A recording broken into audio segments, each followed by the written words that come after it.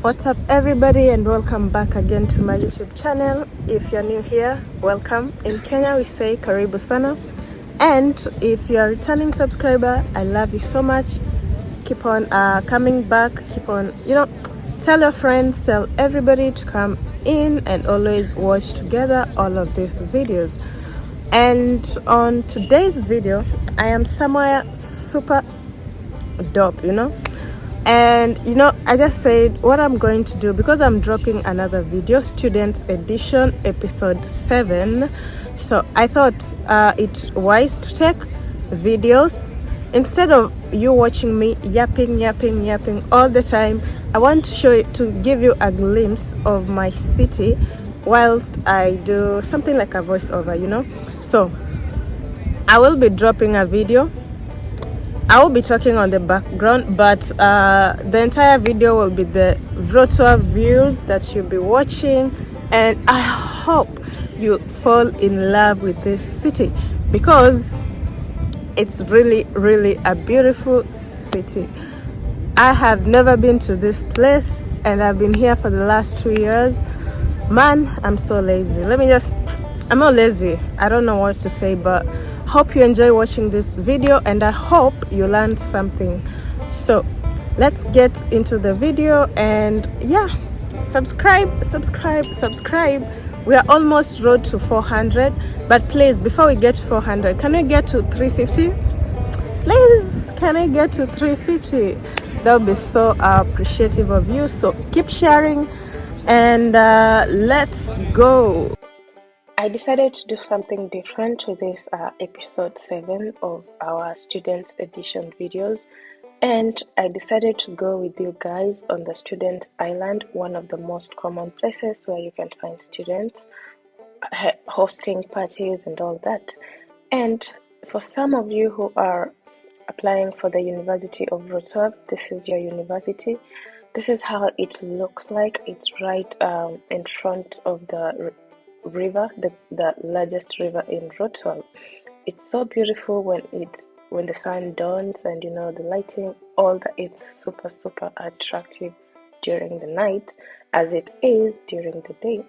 I have never been here before, so I just want both of us to have this first time experience as we keep on getting the tips on the types of job that you can do as a student once you join Poland. Let's dig in. Poland is a country that has their own language, which is the Polish, and most activities, most things are always in their language. But it's wise that they are trying to, introduce English as one of the languages in this country. So let's say 10% of services you can have, they're always in English, but it's not a guarantee. So trust me, it might be tough when you want to find a job, because most jobs, they can take in people who speak Polish, and also people who speak other EU languages. So if you know French, if you speak Spanish, if you speak German, this might be easier for you. But if you only speak English, it's gonna be hard for you to find a job that best suits you. But doesn't mean you'll not find one. You will always find one. But it's good to note that it might be tough for you from the beginning to find a good job for you. However, there are types of jobs that you can do that will don't require you to speak English, but they're not that they're not that something good you can enjoy doing just for the first few days.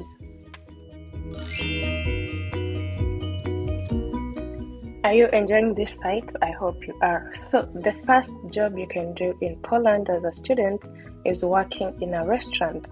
Working in a restaurant can be either in McDonald's, in KFC, in Burger King, some Indian restaurants, all sorts of restaurants. And basically, if maybe it's a fast food chain, you can always work at not at the counter, but back end. Let me say back end, more of kitchen assistant. assistant, because you don't speak Polish, so there's no way you can work at the front counter if you cannot communicate well with the Polish. So the job you can always do is back end, and that's kitchen assistant, because there you don't need to talk, you're just doing hands on hands type of job.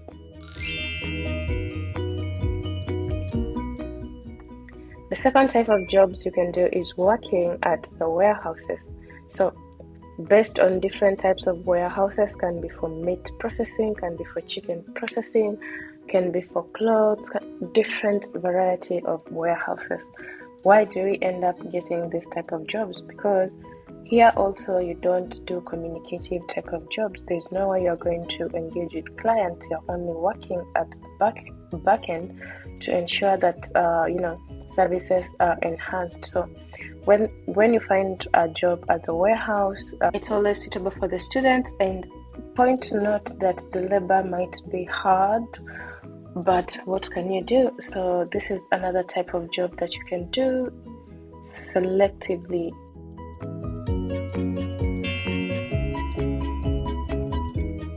The third job you can do as a student is Uber Deliveries. So this can happen if you have a driving license and it's valid here in Poland. You can do the taxi delivery, but for the food. Let me be precise, for the food.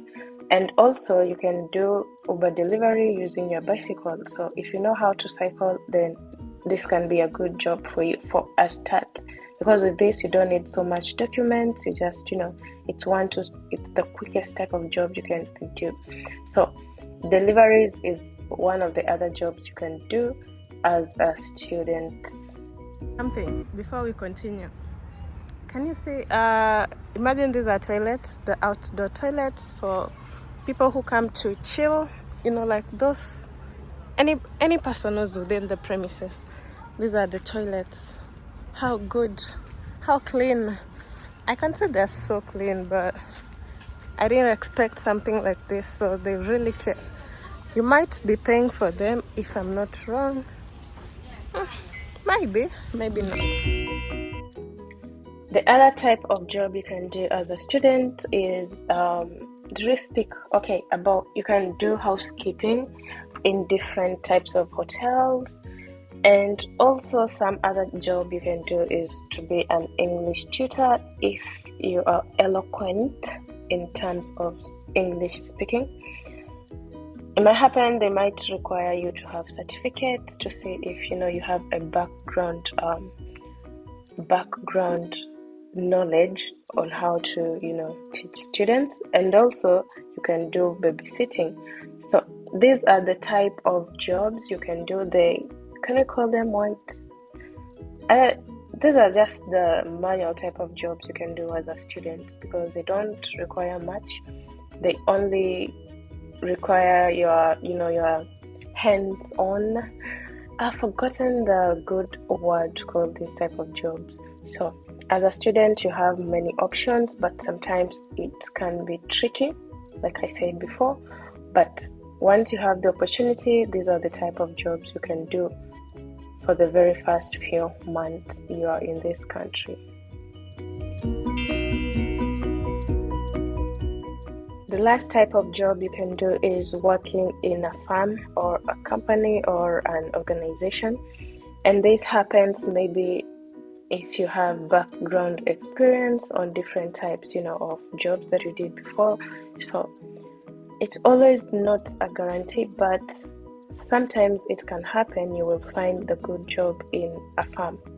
Can be like if they require, mostly it depends. You might have experience before and it might be suitable for you, but lately you can also end up getting your first job in a firm or company. So what they check is their experience and sort of things. Can be language, all of that.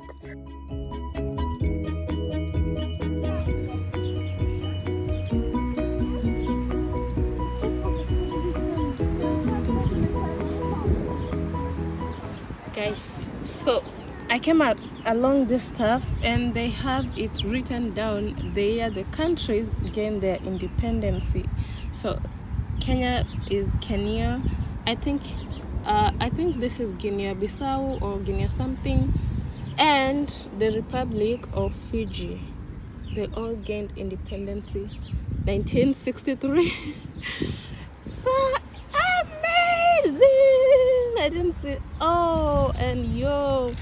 So Afghanistan, Sudan, Libya, and Papua Guinea, Papua Nova, New Papua Guinea, something like that. They gained independence in 1964. Nice. There is Uganda and Zambia. I think 1962. Australia, Bahami, Algeria. Oh my god, so amazing. So I would want to talk about the student wage as the last thing. So student wages always improve annually. So if the government says that a student is supposed to be paid 20 PLN per hour, they will always be paid 20 PLN. And mind you, as a student, you can always work part-time. It's so flexible. And you can always do full-time during summer, because then you don't have to juggle class and working. So most organizations, they do help you to be flexible when they employ you. So you might end up working as a full-time because the rules changed, and now they allow students to study full-time and also work full-time. But you have to be really cautious and see if you can balance working full-time and also studying full-time. But I would recommend, if your course is too complicated and you cannot juggle between the two, it's wise for you to choose part-time type of jobs. And they always pay you according to the number of hours you work in a day. So if you work for 8 hours, they will pay you for 8 hours. I think you can also proceed to do extra hours, but there's a certain limit for the monthly hours you can work as a student. And not to forget something with the wage. Sometimes it can end up, if you know how to balance well, the wage can, as a student, it can help you to settle some of your bills, maybe like rent and food, but it cannot help you to an extent of helping you with your school fees and all that. Sometimes it can depend on the type of job you're doing, but it's not like a guarantee that it's going to help you do like pay school fees and pay your bills and all that. So this is something with the wage that you earn as a student. Remember, there's tax. If you are above 26, you are taxed as much as there is this rule that students are not taxed. If you are above 26, you receive a tax, but if you are below 26, then you are not taxed anymore. So try and see the annual wage. The good thing with the Polish government, if they say the common wage should be maybe 30, that's what you're supposed to be paid. No firm, no organization is going to pay you less. They can pay you more, but they cannot pay you less. So I hope you enjoyed and you earned tips from this video, and I know it's going to be so helpful for you if you're trying to see if you will juggle between work and balancing your lifestyle by helping out your parents to tackle some of the bills. And if you will have more questions, please feel free to ask on my comment section, or if it's too private, you can always DM me on my Instagram page. I think that's it for now, and so thank you for subscribing, thank you for watching, and thank you so much for always supporting these videos. Until next week on Wednesday, we're also going to drop a new video, as much as we might be coming to the end of this season, but I hope we'll be dropping another video. So thank you so much, and bye.